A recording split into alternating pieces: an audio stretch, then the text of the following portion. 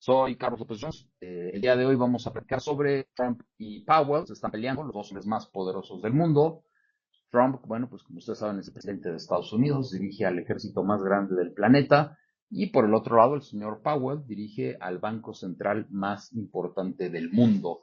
¿Por qué es importante esto para México? Bueno, pues básicamente porque dependiendo de la tasa de interés que haya en Estados Unidos, se moverá en gran medida el tipo de cambio peso dólar, porque como saben, bueno, pues el peso dólar es una comparación de ambas economías. Evidentemente la economía norteamericana es más fuerte y lo que suceda allá, bueno, pues tiene enormes repercusiones en nuestra economía, pero también en el tipo de cambio. Entonces, bueno, pues hay que platicar de quién es el señor Trump, quién es el señor Powell, cómo afectan las tasas de interés, por qué el señor Powell se niega a bajar su tasa de interés. Vamos a platicar de este mandato dual o doble que tiene la Fed, el Banco Central de Estados Unidos.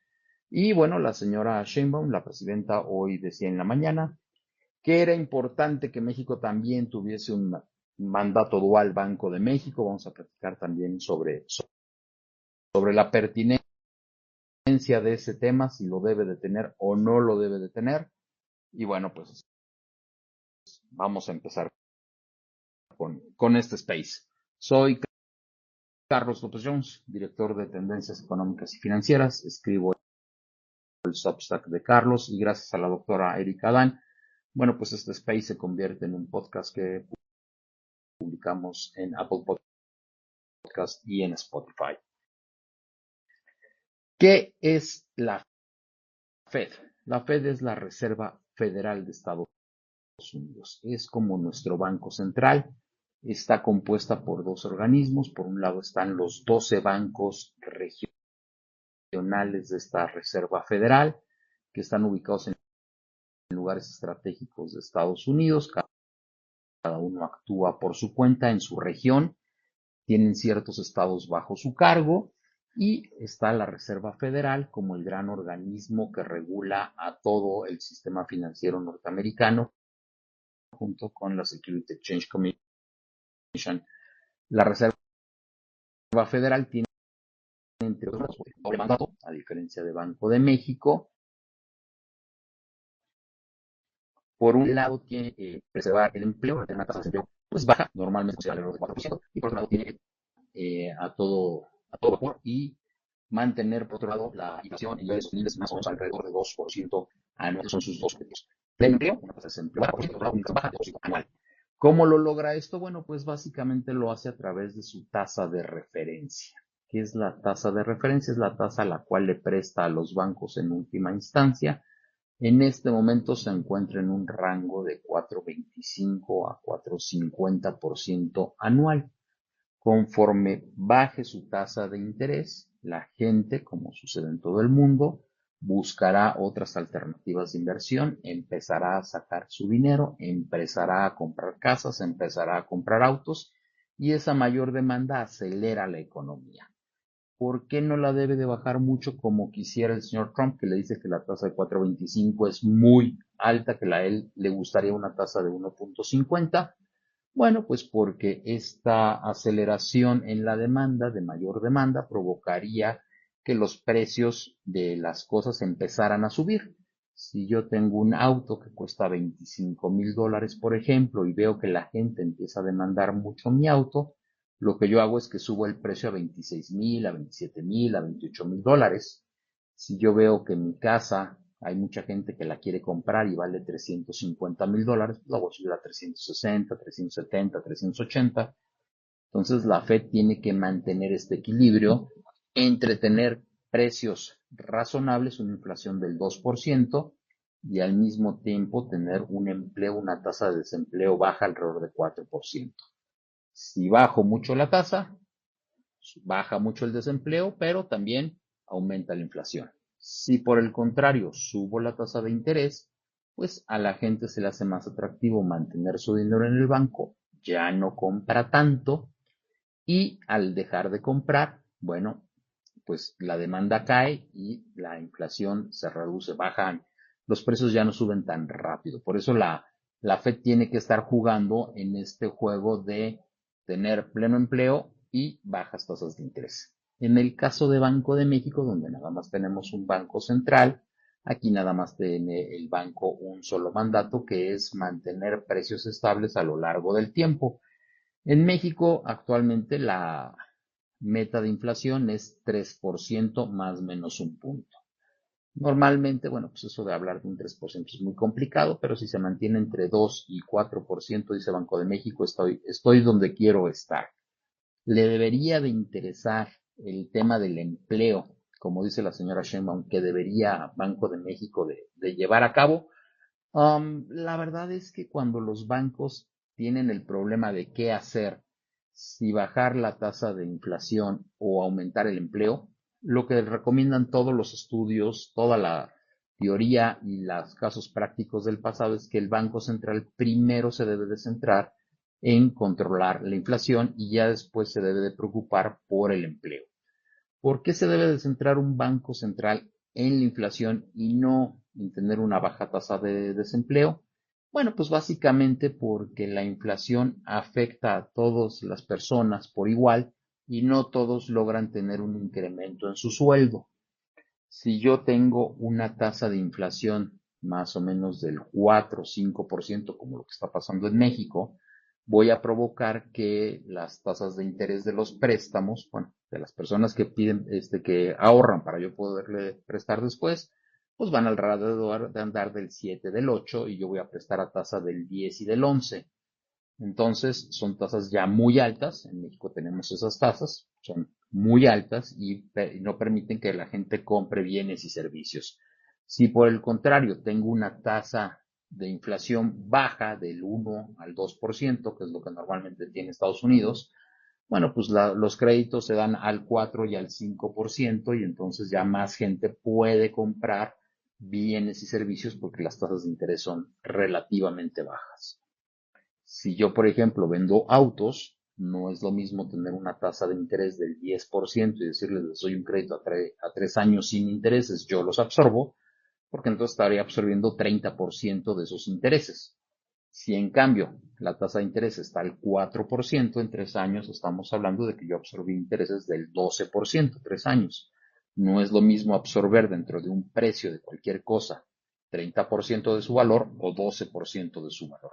Siempre, bueno, pues va a ser más sencillo absorber ese 12% y eso le va a permitir a los oferentes de bienes duraderos dar plazos de 24 y 36 meses a precios congelados y eso, bueno, pues ayuda mucho a que la gente diga, bueno, pues algo que no puedo pagar de un trancazo lo puedo pagar en 36 meses congelados muy baratos y eso permite que haya mayor oferta, que haya mayor demanda de estos bienes.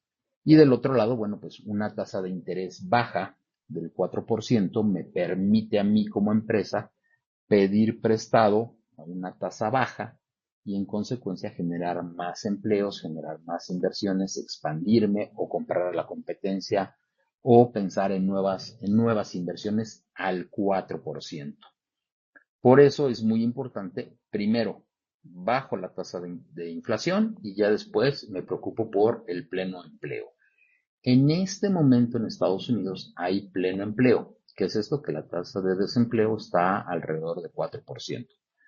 El viernes vamos a conocer la tasa de desempleo de julio y normalmente va a andar entre 4.2, 4.3. Es una tasa muy aceptable de desempleo. Entonces, la Fed, la Reserva Federal, tiene que centrarse en bajar la inflación. ¿Cómo lo hace? Con tasas de interés altas. ¿Quién determina esas tasas de interés? Bueno, la Fed tiene un sistema como en México, que hay una reunión de política monetaria, allá también la hay. Hoy fue esa reunión de política monetaria, hoy 31 de julio de 2025, 30 de julio, perdón, de 2025, y ahí tienen 12 integrantes de su comité de política monetaria. ¿Cómo se juntan estos 12 integrantes de política monetaria? Hay 7 gobernadores de los cuales hay un presidente, esos son los 7 votos, y de los 12 bancos regionales, hay el de Nueva York, siempre tiene derecho a voto, y los otros 12 bancos se van turnando, 4 van teniendo voto durante un año. Entonces, estos gobernadores de sus propios bancos regionales, que también son de la Fed, cada año se van turnando votos, 4 de ellos tienen voto, luego está el quinto voto, es el gobernador del Banco Regional de Nueva York, los 7 gobernadores junto con el presidente tienen voto y ahí se juntan los 12 votos del Comité de Política Monetaria, el FOMC. Y ellos se reúnen más o menos cada 45 días. Su próxima reunión va a ser en septiembre. Después tienen una reunión a finales de octubre y la última reunión es a mediados de diciembre. Son las 3 reuniones que quedan en este año para la Fed. ¿Por qué es muy importante su tasa? Porque la tasa de referencia de la Fed es la tasa que se utiliza como libre de riesgo. Es la tasa que todo mundo dice, bueno, pues lo menos que me puedes pagar a nivel mundial es 4% en dólares anual. Si esa tasa baja a 3,50 o a 3%, bueno, pues cada vez iremos pidiendo menos dinero como una tasa libre de riesgo. ¿Por qué es libre de riesgo? Bueno, pues porque nunca en su historia Estados Unidos ha dejado de pagar los intereses de su deuda. Claro, hay que mencionar también que, por ejemplo, en Europa, Alemania paga una tasa de 2,50% anual. Sí, ha tenido problemas, evidentemente, Alemania, pero fue en la Segunda Guerra Mundial para pagar su tasa. Francia, España, Inglaterra, Grecia pagan tasa de 3,30%. Ahorita Japón anda pagando tasa de 1,5%. China anda pagando tasa de 3%. México, bueno, pues nuestra tasa de referencia está en 8%. Nuestro bono de 10 años anda sobre el 9%. Brasil, su bono está en 14%. ¿No? Entonces, dependiendo del riesgo, es que se tiene que ir pagando una mayor tasa en comparación a cuál es el referente mundial, es la Fed. ¿Por qué Trump quiere que baje la Fed su tasa? Bueno, por un lado, lo que Trump dice es, mientras más baja sea la tasa, Estados Unidos pagará menos intereses por su deuda. Eso por un lado. Pero por otro lado, Trump dice, mientras más baja sea la tasa, vamos a debilitar al dólar frente al euro. Y en eso tiene razón. ¿Por qué quiere un dólar débil? Él dice, siempre es que están abusando de Estados Unidos y nosotros debemos de debilitar nuestra moneda. Eso se llama una depreciación competitiva. Cuando yo deprecio mi moneda, la debilito de manera, eh, pues con esa intención. Vamos a suponer a principios de este año, comprar un vino en Europa costaba $10. Y eso a 1,03 dólares por euro eran 10 euros, más o menos. Pero en estos 4 o 5 meses, con todos los problemas que han habido con Trump y los aranceles, el dólar ha pasado de 1,03 a 1,18. ¿Cuánto me cuesta el mismo vino gringo en Europa? Me cuesta 8,50 euros, pero el gringo recibirá $10. Resultado, el vino que el norteamericano, que en enero costaba en Europa 10 euros, hoy cuesta 8,50 euros.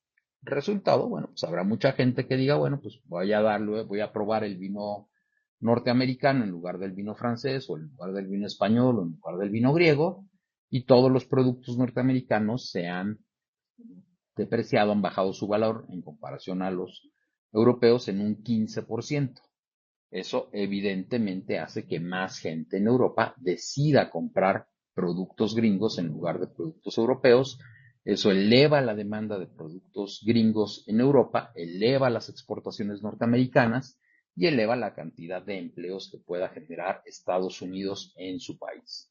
Por eso es que Trump dice, oigan, hay que depreciar al dólar, hay que debilitarlo para que haya más exportaciones norteamericanas en Europa, en China, en Japón, en todos lados. ¿Cuál es el problema de hacer eso? Bueno, pues que Estados Unidos no nada más exporta bienes, también es un refugio para las monedas, para todo mundo que compra los bonos norteamericanos.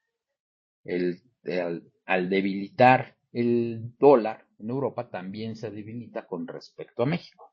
El dólar que estaba en 20, 50, 21 pesos, hoy está más o menos en 18 pesos con 80 centavos.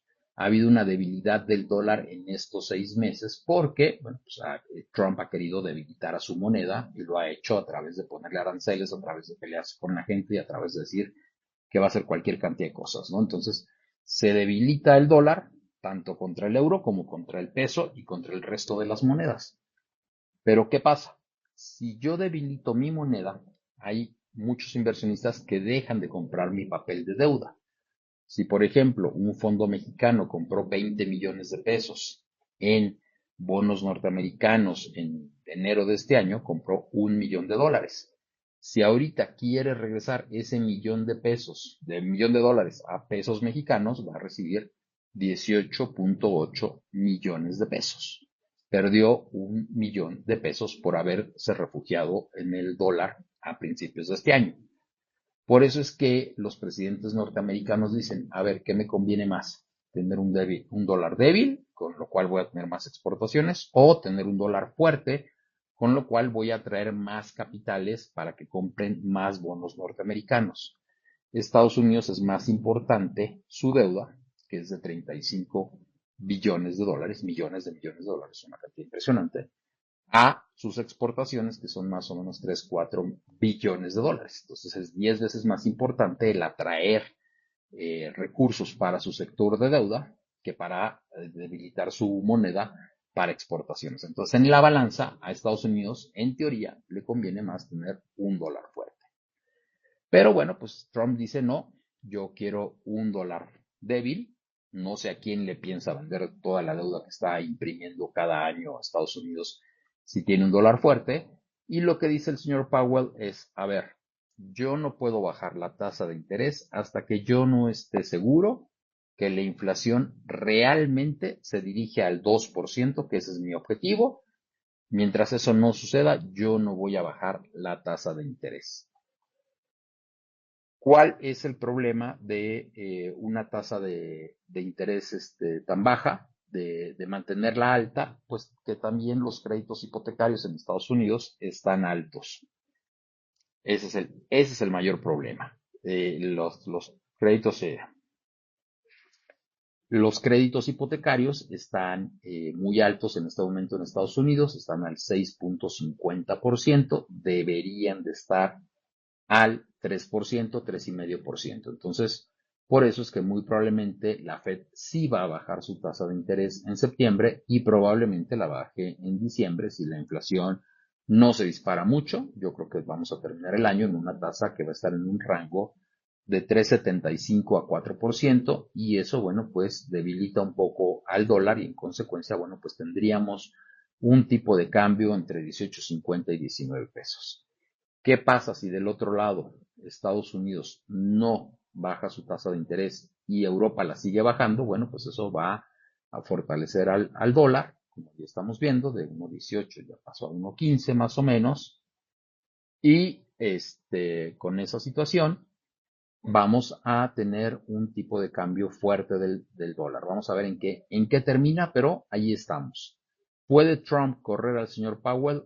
Sí, sí lo puede hacer, pero sería una muy mala señal porque los mercados financieros necesitan que la Fed sea autónoma, que quien dé las órdenes sea la Fed y que el gobierno no se entrometa. Por eso cuando Trump ha apretado demasiado las tuercas al señor Powell, los mercados financieros se caen y eso Trump lo entiende bien y alguien por ahí le dice, no debe usted de hacer eso, señor Trump, y bueno, pues reduce la presión sobre Powell.